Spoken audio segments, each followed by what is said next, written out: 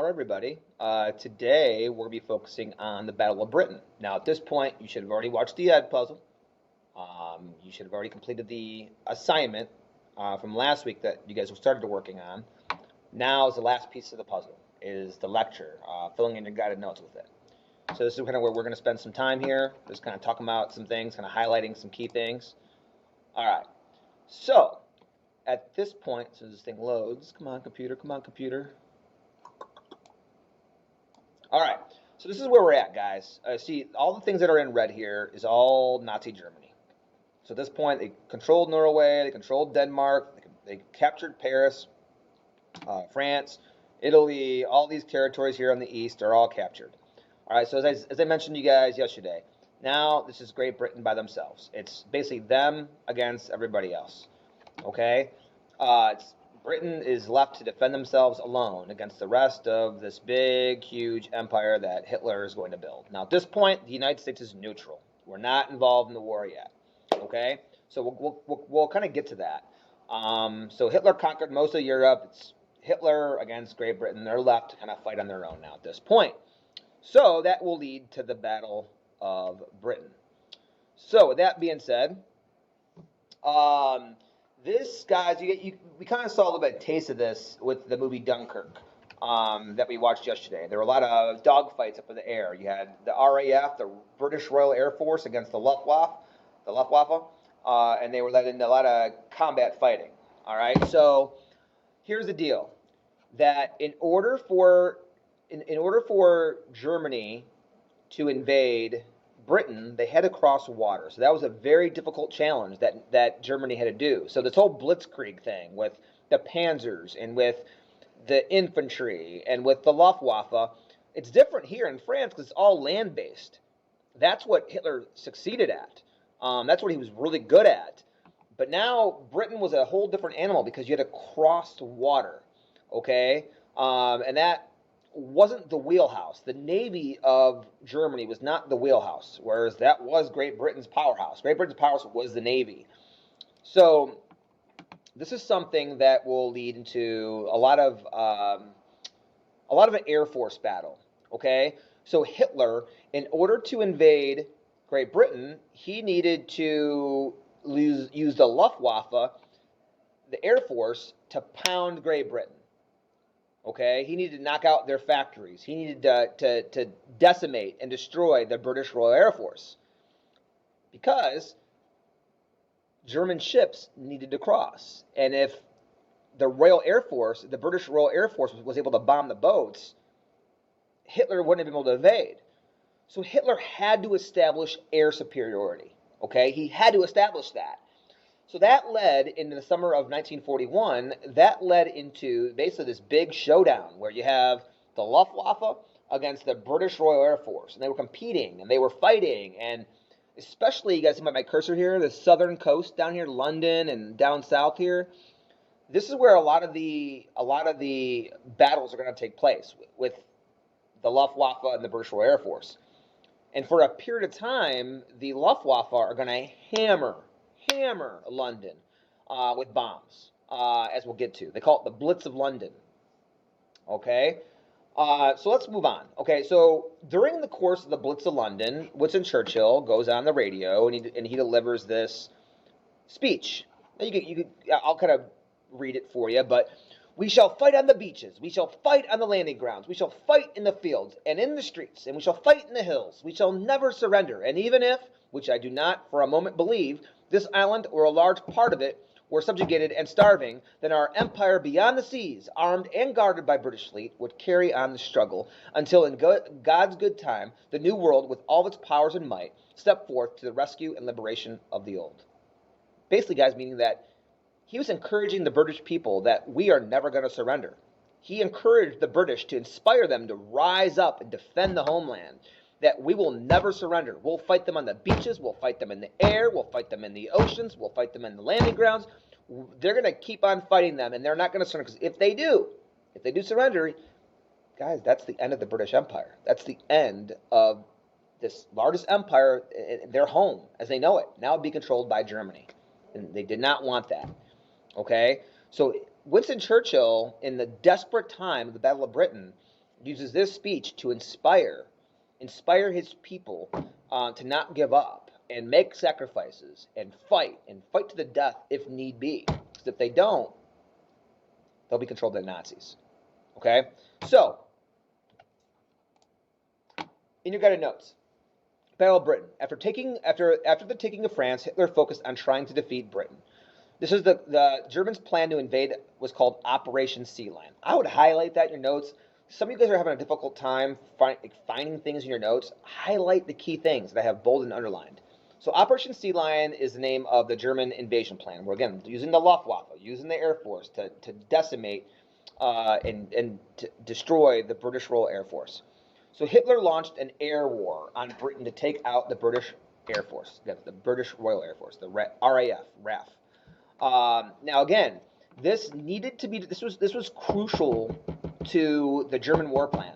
Again, they needed to establish air superiority. They had to destroy the British Royal Air Force. They needed to be destroyed before the actual invasion could occur. So again, as you guys see here by the map, here's the English Channel, here's France, and then here is Great Britain right here. So again, this is where they had to cross. So they needed the Air Force to destroy all these targets. Okay. So you see that here, again, Operation Sea Lion, so a two-pronged attack. One, again, according to plan, what Hitler wanted to do, he wanted to knock out all these sites through their Luftwaffe. Once they established air superiority, then they were going to land an invasion. Now, again, that's if things worked according to plan for Hitler. All right. So the Battle of Britain. The German Luftwaffe bombed British ports and cities. This was known as the Blitz of London.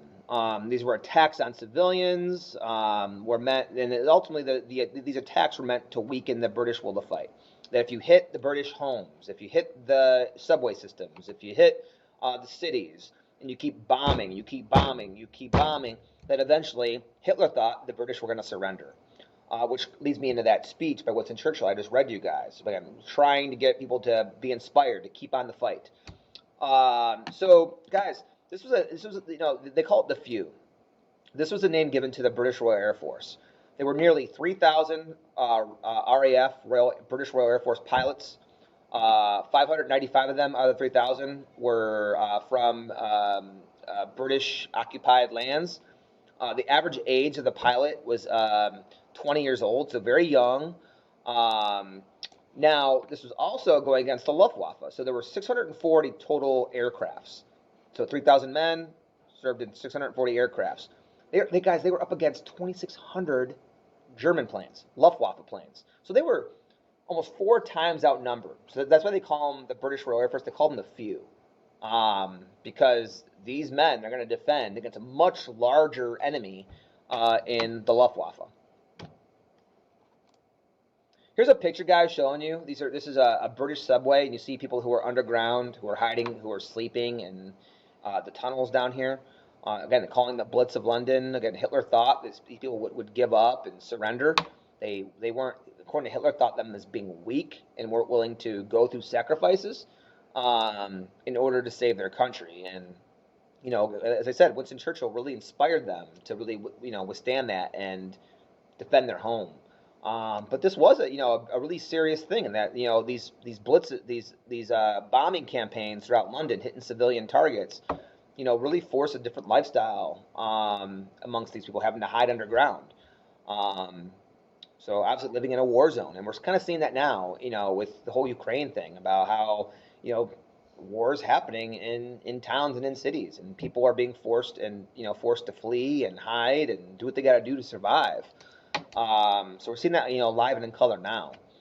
All right, so they said, Battle Britain leadership-wise, Winston Churchill will provide the confidence for the British people.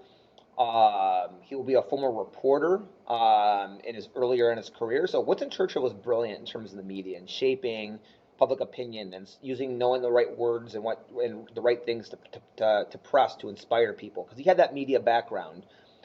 He did win the Nobel Peace Prize. He was a writer, he was a painter, he was a historian. So very good, very well-rounded person. There we go, I got it. And he eventually will become an honorary citizen of the United States. So you see some of the technology here. The Spitfire and the Hurricane were two of the British planes. in terms of technology that will, help defend Britain against the Luftwaffe. And you obviously, after the Battle of Britain, you see, never was so much owed by so many to so few. So this is a reference to the few, the British Royal Air Force that will defend the country against the much larger Luftwaffe. All right, so as I said before, the British Royal Air Force were able to inflict major damage on the German Luftwaffe, and a lot of that was because of radar. Again, new technology during World War II, where the British set up radar systems on the southern coast, southern, eastern, and western coast here, and that was a huge advantage that, that the British Air Force was able to spot, when when the Luftwaffe was going to attack and where they were at on radar. So that allowed them to prepare targets and to help defend the country.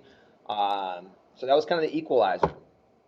So, long story short, that Hitler was never able to gain air superiority over the British Royal Air Force. He was not able to defeat them and create the amount of devastation that he wanted to. So ultimately, Hitler was forced to cancel his invasion. It did not work. So it basically left Great Britain kind of safe for the time being, not defeated. So that leads me into what we're talking about tomorrow, Operation Barbarossa. So this is going to be the attack on Russia. Wait a minute, Myers. What do you mean the attack on Russia? They signed a deal. Stalin and Hitler. Remember we talked about this. This was one of Stalin's hardships that he had to deal with. Could he trust Hitler? This proves that he couldn't. So once Hitler couldn't defeat Britain, he had to go focus. He then began to focus on the Soviet Union. This was again second big mistake by Hitler. Okay, he signed that treaty with Stalin to avoid a two-front war. But now he's fighting against Britain still on the west, and now he opened up a new front by attacking Russia on the east. Big mistake. We'll talk more about that tomorrow. Adios.